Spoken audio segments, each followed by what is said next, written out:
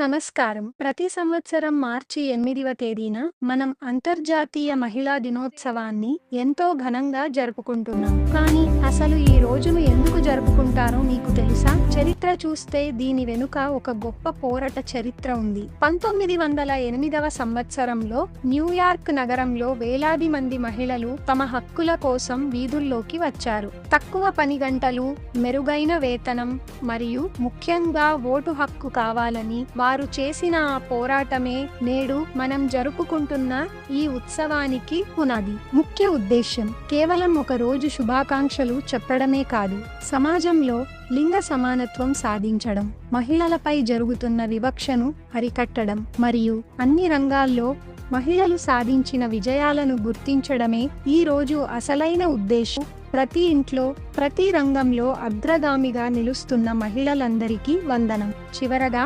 అంతర్జాతీయ మహిళా దినోత్సవ శుభాకాంక్షలు. ఇలాంటి మరిన్ని ఆసక్తికరమైన విషయాల కోసం చూస్తూనే ఉండండి మీ ఎల్బీ క్లిక్స్.